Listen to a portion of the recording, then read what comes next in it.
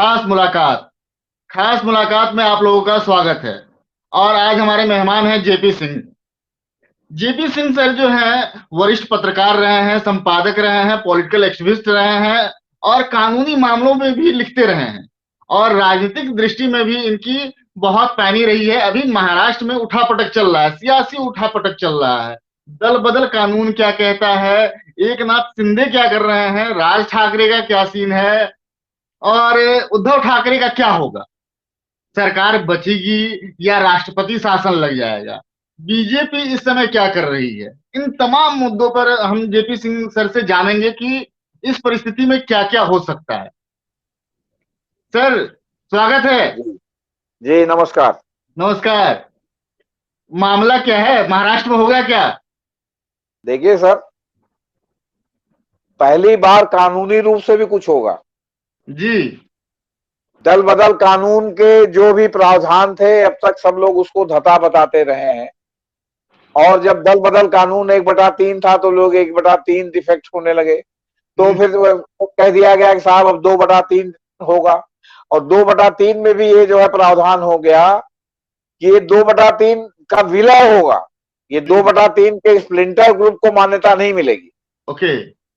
अगर 2/3 किसी राष्ट्रीय दल में विलय करता है, राष्ट्रीय दल में, तो उसका जो है वो विलय मान्य होगा। ये स्प्लिंटर करके अगर अलग ग्रुप बनाता है तो उस ग्रुप की मान्यता नहीं होगी। वो दल बदल कानून के परिधि में आ जाएगा, भले उसके 2/3 लोग हों या 2/3 से ज्यादा लोग। तो इस बार ये सीन ऐसा महाराष्ट्र में क्रिएट हो गया है कि लग रहा है कि इस पर भी सुप्रीम कोर्ट की रूलिंग आएगी 2/3 वाले मामले में। जो ये वो हुआ क्योंकि पहली बार ये टेस्ट होने जा रहा है 2/3। क्यों? क्योंकि अभी तक शिंदे ग्रुप ने विलय की घोषणा नहीं की। वो लगातार कह रहे हैं कि हम ही असली शिवसेना है, बल्कि उन्होंने तो एक नया नामकरण भी अपना कर दिया है कि शिवसेना बाला साहब। जी। यही क्या अभी क्या बाला साहब? हाँ नई जी, पार्टी की घोषणा कर दी है। हाँ, नया ग्रुप एक प्रकार से। तो नई पार्टी की उन्होंने घोषणा कर दी है, लेकिन नई पार्टी का कोई प्रावधान 10वीं अनुसूची में नहीं है। 10वीं अनुसूची में है कि आप अगर जो है दो मतलब विलय करते हैं किसी राष्ट्रीय पार्टी के साथ तो दल बदल नहीं माना जाएगा, बशर्ते आपके साथ 2/3 लोग आए। अगर 2/3 लोग आपके साथ नहीं आते हैं तो आप दल बदल कानून से प्रभावित हो जाएंगे। ये पहली बार सुप्रीम कोर्ट में, हाई कोर्ट में टेस्ट होगा और ये इसमें विधानसभा के फ्लोर पर भी टेस्ट होगा। इसमें तो दो अब सवाल सवाल ये है, नहीं नहीं, पहले सुन लीजिए। जी। सवाल ये है कि शिंदे साहब ने जो, इन्होंने जो है जो किया, अब या तो शिंदे साहब को कानूनी रूप से जानकारी नहीं है,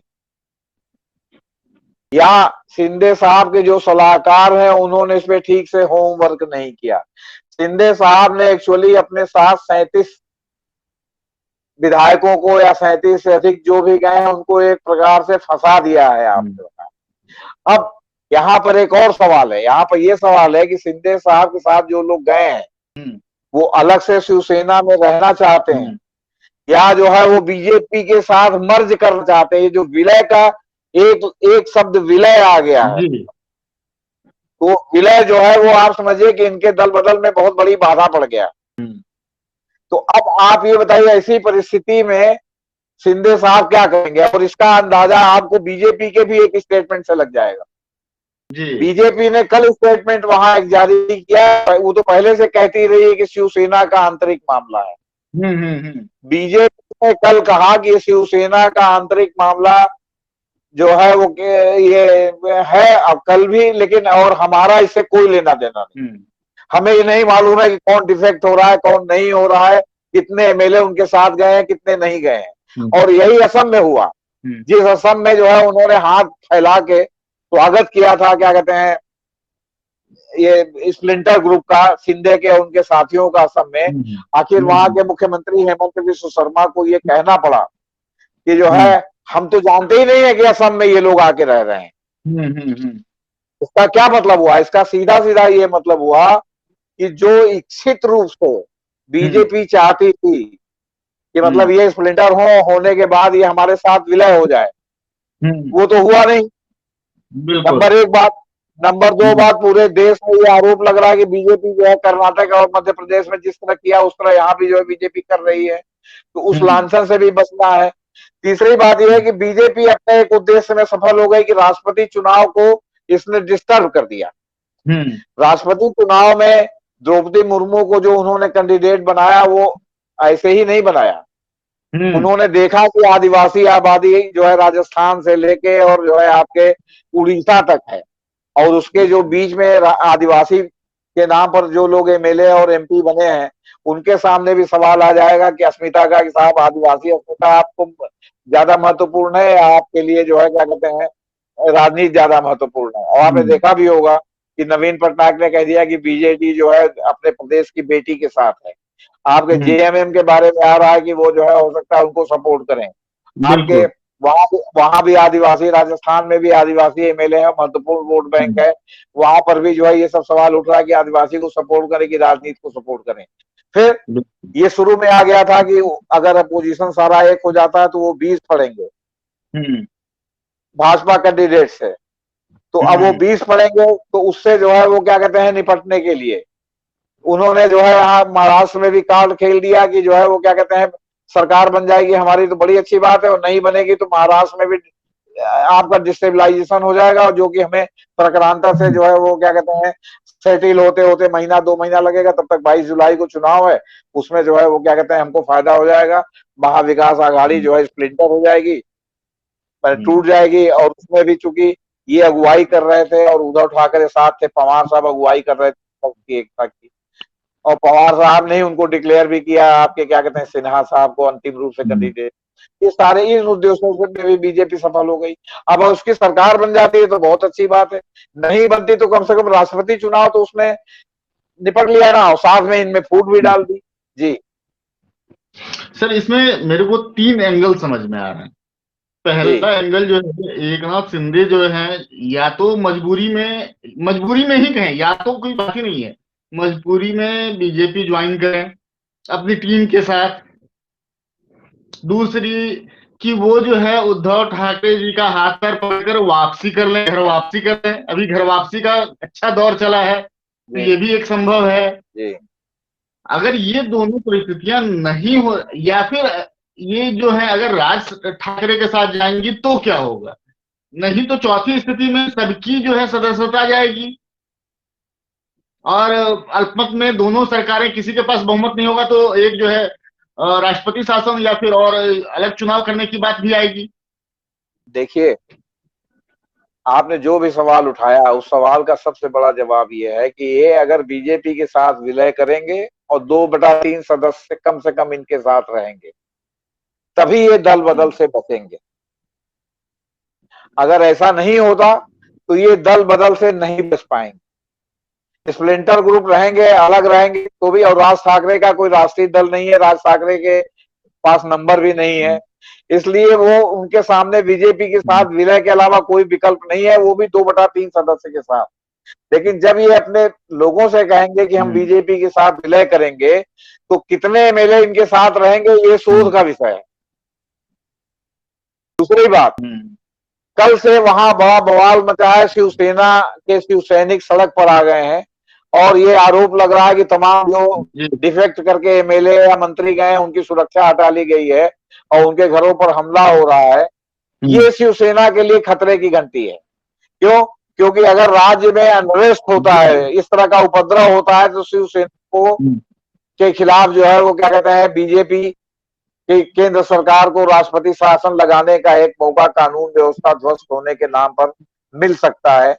फिर ये खैर कोर्ट में जाएगा, वहां डिबेटेबल हो जाएगा कि क्या होगा क्या नहीं होगा, लेकिन ये तब मिल सकता है। लेकिन अगर वो थोड़ा सा अपने ऊपर जो है नियंत्रण रखें शिव सैनिक, और इस तरह जो है उपद्रव न करें, तो जो है ये मौका बीजेपी को नहीं मिलेगा। राष्ट्रपति शासन तभी लगेगा आपके साथ। ऐसे राष्ट्रपति शासन के लिए साहब मुंबई मामले में सुप्रीम कोर्ट की व्यवस्था अभी तक लागू है कि बहुमत का फैसला फ्लोर पर होगा, वो राज्यपाल के घर नंबर पर नहीं होगा। इसीलिए आप देखते होंगे कि राज्यपाल 2 दिन का समय दे, 5 दिन का समय दे, 15 दिन का समय दे, 3 दिन का समय दे, सुप्रीम कोर्ट 2 दिन का समय दे, लेकिन होता यही है कि फ्लोर पर आप अपनी जो है वो क्या कहते हैं बहुमत को सिद्ध कीजिए। तो जो भी होगा वो फ्लोर पर ही होगा। अगर फ्लोर से ऊपर उठ के कुछ करेंगे तो फिर ये कानून का जो है मामला बनेगा और मामला सुप्रीम कोर्ट तक जाएगा। जी। तो सर अब इन पूरे सिनेरियो को अगर हम कंक्लूड करें तो किस रूप में देखें? कंक्लूड करने में आप इस रूप में देख सकते हैं कि शिंदे जो है या तो कम जानकारी के कारण, या बीजेपी के उकसावे के कारण, या एक कारण ये भी हो सकता है शिंदे और शिंदे के साथ जो लोग डिफेक्ट किए हैं वो लोग, बहुत से लोग ईडी के राडार पर हैं। सभी पर भ्रष्टाचार के मामले हैं और ये सरकार ईडी का दुरुपयोग करने के लिए, आप सोचिए कि राहुल गांधी को बुला के अभी ईडी से पूछताछ हुई, खोदा पहाड़ निकली चूहिया, वो भी मरी हुई। आप अब इसको एक बात से और समझ सकते हैं कि महाराष्ट्र में कुछ कांग्रेसियों ने आपके पीएमएलए कोर्ट में एप्लीकेशन दिया कि केंद्र सरकार जो है अपने ईडी के माध्यम से महाविकास अघाड़ी को डिस्टेबलाइज करने के लिए महाविकास अघाड़ी के जो है जो एमपी हैं, एमएलए हैं, जो मंत्री हैं, उनको लगातार जो है अपने राडार पर लेके फर्जी पूछताछ में फंसा के इमेज खराब कर रही है और भयादोहित कर रही है। इसलिए सबकी जो है अग्रिम जमानत हो जानी चाहिए, जिसमें पीएमएलए कोर्ट ने ईडी को नोटिस जारी किया है, अभी उसकी तारीख नहीं आई। अब आप ये सोचिए कि ईडी के खिलाफ इस तरह एक जनरल एप्लीकेशन पड़े कि सारे जो विपक्ष के एमएलए हैं या मंत्री हैं, एमपी हैं, उनके खिलाफ आप जो है वो क्या कहते हैं, इस तरह पूछताछ के नाम पर उनको आप प्रताड़ित न करें। ये ईडी की विश्वसनीयता पर कितना बड़ा सवाल। जी जी।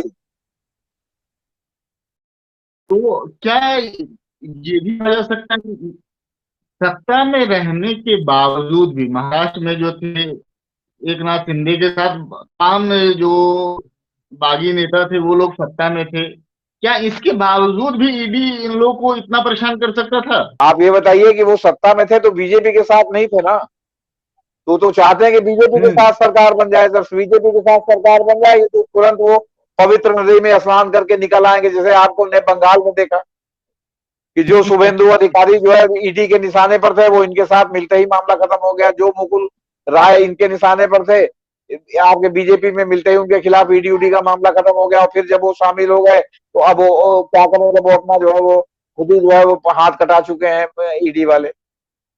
तो सवाल यह है कि हमारे साथ रहोगे तो ठीक रहोगे। जी बोलिए। जी जी जी, मतलब ये कहा जा सकता है सर, जो बीजेपी रूपी गंगा में नहा लिया उसके सब पाप धुल गए, सब पाप धुल गए। अब बाकी जो है सब महापापी हाँ, लोग, वो भ्रष्टाचार से मोक्ष प्राप्त कर लेता है जो इनके गंगा में नहा लेता है। चलिए खैर सुनिए सर, अब देखना लाजमी होगा कि 2-4 दिन की बात है वो, ये 2-4 दिन में निर्भर हो जाएगा कि महाराष्ट्र में आखिर क्या होने जा रहा है। एक नाथ शिंदे का क्या होगा, ठाकरे का क्या होगा, उद्धव ठाकरे क्या सरकार में रह पाएंगे, या फिर या ऐसे सैनिक ऐसी परिस्थिति क्रिएट कर देंगे कि वहां पर राष्ट्रपति शासन लग जाए, जैसा कि बीजेपी चाहती है। अगर राष्ट्रपति शासन भी लग जा रहा है तो एक तरह से बीजेपी के हित में ही होगा, और अगर नहीं भी लग रहा है, वो सियासी उठापटक भी होते रहे तो इनके लिए एक बेनिफिट है कि उनका राष्ट्रपति का चुनाव स्थिर रहेगा। ये थे हमारे साथ जेपी सिंह साहब, इन्होंने बेबाकी से राय रखी है। आप हमारे चैनल को लाइक कीजिए, शेयर कीजिए, सब्सक्राइब कीजिए और लोगों तक पहुंचाइए, अपने दोस्तों को भेजिए। थैंक यू नमस्कार। सर।